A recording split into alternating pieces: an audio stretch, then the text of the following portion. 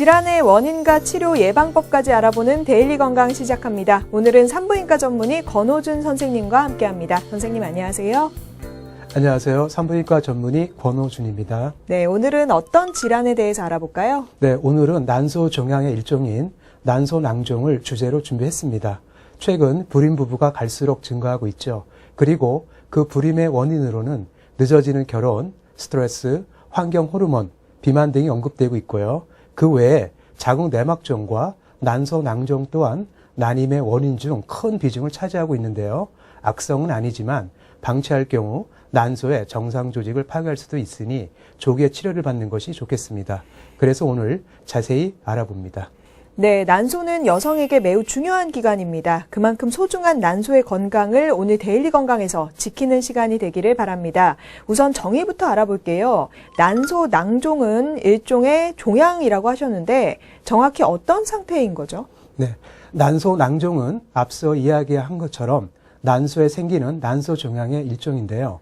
난소 내부에 물과 비슷한 수분의 성질을 지닌, 즉 혈액이나 점액성 또는 장액성의 액체, 그리고 지방이나 고름과 같은 농양 등이 차여 있는 혹을 말합니다.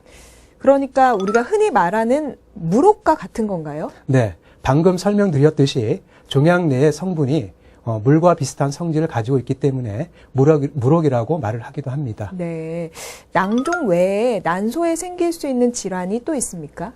난소에는 흔히 생길 수 있는 난소낭종 외에도 난소의 호르몬 기능에 의한 성조숙증이나 폐경, 그리고 자궁 외 임신 등이 생길 수 있습니다.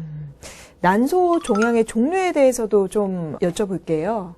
네, 난소에서 발생하는 신생물, 즉 난소 종양은 우리 몸에서 가장 많은 종류의 종양이 발생하기 때문에 매우 다양하고 복잡해서 그 종류에 대해서도 아직까지 명확하게 분류해 놓지 못했습니다. 따라서 난소 종양의 종류를 모두 말씀드리기는 어렵지만 가장 일반적인 기준으로만 보면 난소 종양의 종류는 오늘의 주제인 난포낭종, 황체낭종이나 기형종 등과 같은 양성 종양과 암으로 진단이 되는 악성 종양으로 크게 나눌 수 있습니다.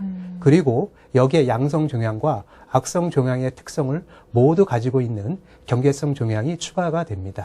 그럼 그 종류는 어떻게 구분할 수 있지요?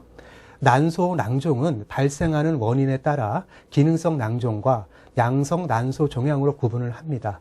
먼저 기능성 난소낭종은 대부분이 가임기의 여성들에게 흔히 나타나는 것으로 배란과 연관성이 있는데요. 특히 배란 과정에 문제가 있을 시에 발생을 하게 됩니다. 보통 난포낭종, 황체낭종 및 난포막 황체화 낭종 등이 해당이 됩니다. 또한 양성 난소 종양에는 기형종이나 난소의 자궁 내막종, 장액, 점액성의 난소낭종이나 농양 등이 있습니다. 악성인 경우도 있는지 궁금합니다. 혹시 정밀 진단을 받았을 때 난소암으로 진단받는 경우도 있습니까? 네, 가능성은 적지만 드물게 악성, 즉 난소암으로 진단이 되는 경우도 있습니다.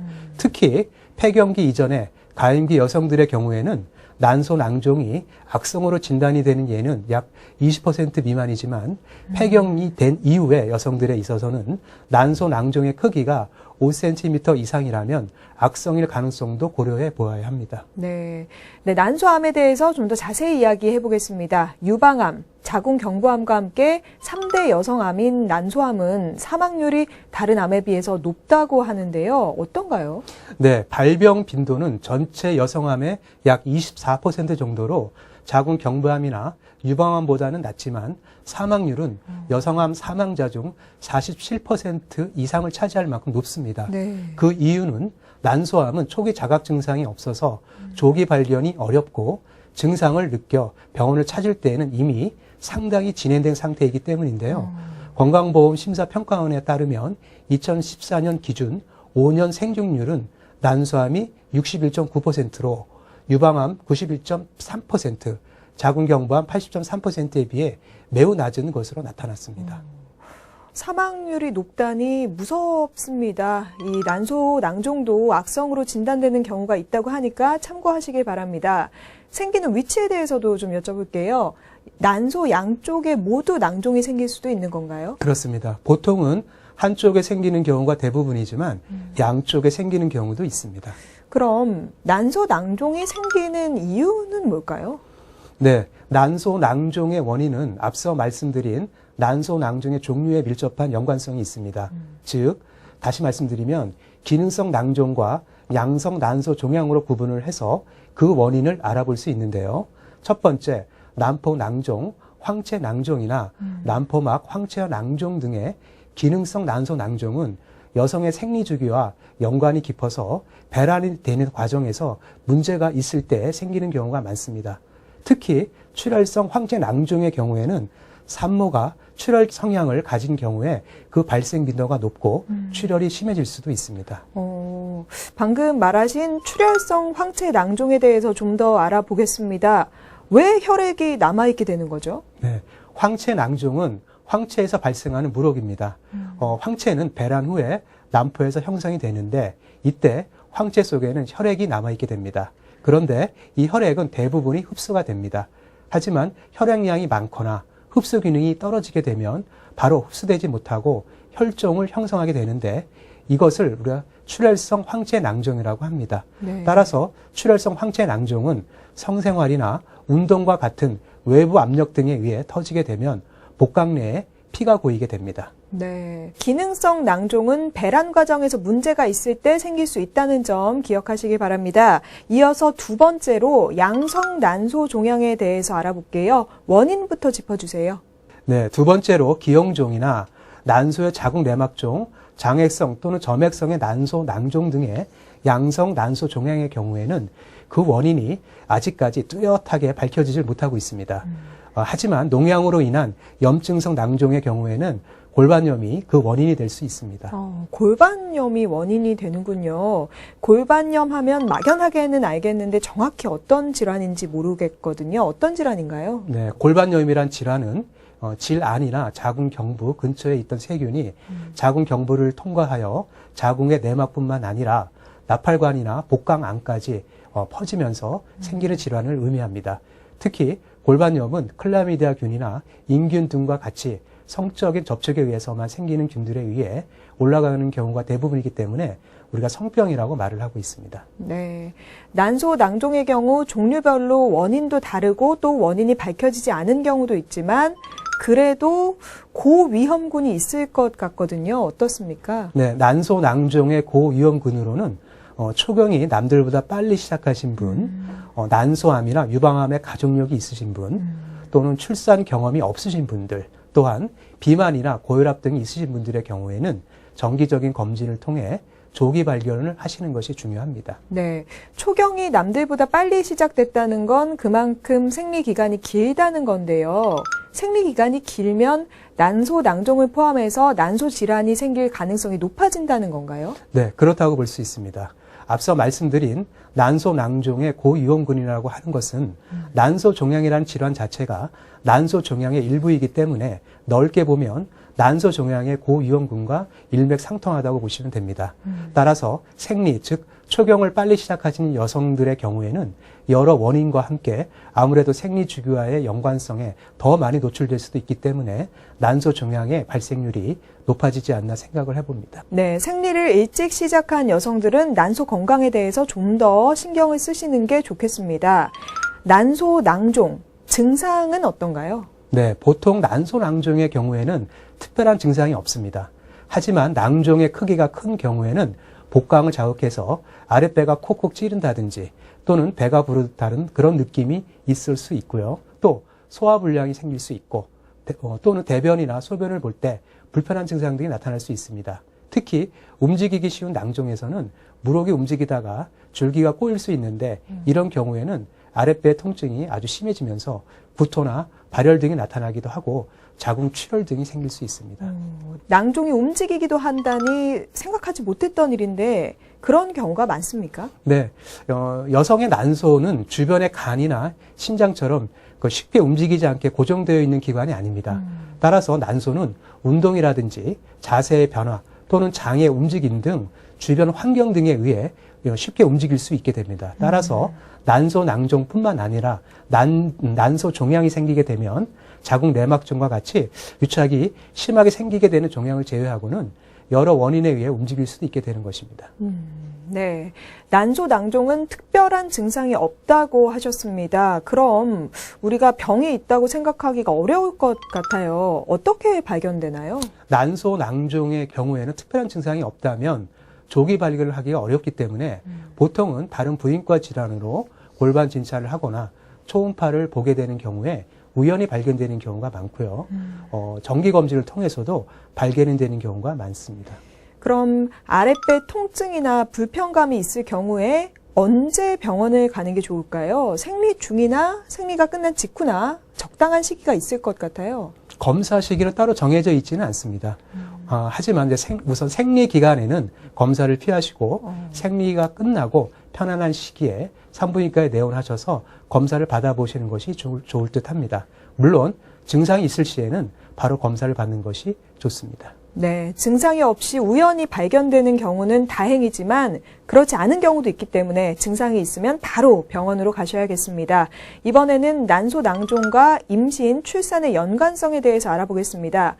혹시 불임과도 연관이 있나요? 난소의 중요한 기능은 배란 기능입니다. 따라서 낭종으로 인해 난소의 기능에 문제가 생기게 되면 임신을 하는데 어려움이 따를 수밖에 없습니다. 그럼 어떻게 해야 하죠? 임신을 계획하시는 분들은 먼저 난소의 모양이나 기능에 문제가 없는지 확인을 해 주시는 것이 중요합니다. 또한 출산을 하는 데 있어 난소에 종양이 있는 경우에는 자연분만에 영향을 주어 방해가 될 수도 있으며 자연분만 중에 낭종이 파열되는 경우에는 산모에게 위험할 수도 있기 때문에 제왕절개를 통해 출산을 유도하는 경우가 있습니다. 한 번 제왕절개를 받으면 그 후에 출산을 할 때도 제왕절개를 해야 하는 걸로 알고 있습니다. 혹시 출산 후에 낭종 치료를 제대로 받으면 V백이 가능한가요? 네, 출산 당시에는 큰 난소 낭종으로 인해 자연분만이 어려워서 제왕절개를 통해 분만을 하셨다 하더라도 출산 후에 자연적으로 또는 이제 수술적인 방법으로 낭종이 없어진 상태라면 다른 분들과 마찬가지로 V백, 즉 자연분만을 충분히 하실 수 있습니다. 네, 자연분만도 하실 수 있다는 점 참고하시기 바랍니다. 이번에는 난소 낭종의 치료법에 대해서 알아보겠습니다. 우선 궁금한 점이 자연적으로 터지는 경우도 있나요? 그렇습니다. 기능성 낭종의 경우에는 보통 수개월 이내에 자연적으로 소실이 되는 경우가 흔합니다. 다만 큰 경우에 크기가 큰 경우에 외부의 압력 등으로 인해 저절로 터지는 경우도 있는데 이런 경우에는 매우 위험할 수도 있습니다. 보통 수주에서 수개월 이내에 사라지기 때문에 큰 문제는 없습니다. 다만 기능성 낭종의 경우에는 꾸준하게 관찰하는데도 불구하고 난소 낭종이 사라지지 않을 때에는 그럴 때에는 호르몬의 일종인 경구 피임약을 복용하는 방법도 있습니다. 하지만 그럼에도 불구하고 없어지지 않을 때에는 수술적인 방법을 택하는 경우도 있습니다. 아울러 낭종이 점점 커지거나 본인이 유방암, 난소암 또는 자궁 내막암 등의 과거력이 있으시거나 또는 가족력이 있으신 경우에도 수술적인 방법을 고려해 보아야 합니다. 네, 낭종이 사라질 때까지는 꾸준하게 관찰을 받아야 합니다. 그럼 얼마나 자주 검사를 받나요? 난소 낭종은 대부분이 수주에서 수개월 사이에 사라지기 때문에 크게 걱정하실 필요는 없습니다. 하지만 이러한 양성의 난소 낭종이라 하더라도 없어지지 않고 계속 남아있다면 여러 가지 문제가 생길 수도 있기 때문에 지속적인 관찰이 필요한데요. 양성 난소 낭종의 경우에는 크기나 성질에 따라 조금씩은 다르지만 일반적으로 3개월에서 6개월 간격으로 추적 관찰을 해주시는 것이 좋습니다. 네, 앞서 언급한 수술적 치료법에 대해서도 알아볼게요. 혹시 낭종 때문에 개복 수술을 하는 경우도 있나요? 네, 난소 낭종의 크기가 상당히 큰 경우나 난소암이 의심이 되어 낭종을 터뜨리면 안 되는 경우라든지 아니면 복강경 수술을 하다가 유착이 너무 심해서 개복의 필요성이 강조되는 경우라든지 아니면 전에 제왕절개 분만이나 기타의 개복 수술 등을 받으셔서 복강 내 유착이 어느 정도 의심이 되는 경우 또는 개복 수술로 낭종을 제거하기도 합니다. 복강경 수술은 어떤 경우에 가능한가요? 앞서 말씀드린 난소 낭종의 수술에서 개복 수술의 적응증이 아닌 경우, 즉 수술의 적응증은 되지만 크기가 매우 작다든지 난소암이나 유착 가능성이 거의 없다든지 하면 대부분의 낭소 낭종은 복강경을 통해서 제거를 하게 됩니다. 그리고 혹시 낭종만이 아니라 난소 자체를 제거하는 수술도 있나요? 네, 그렇습니다. 대부분의 가임기 여성들은 난소 낭종의 수술은 가급적이면 난소 기능을 남기고 낭종만 제거하는 방법을 택하게 됩니다.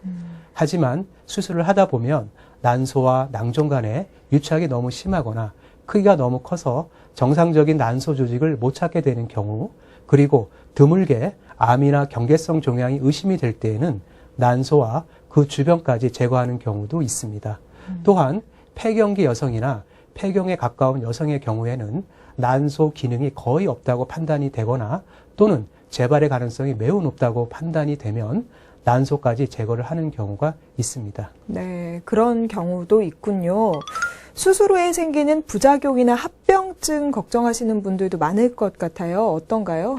다른 수술과 마찬가지로 흔히 올 수 있는 수술 후의 부작용이나 합병증 등이 있습니다.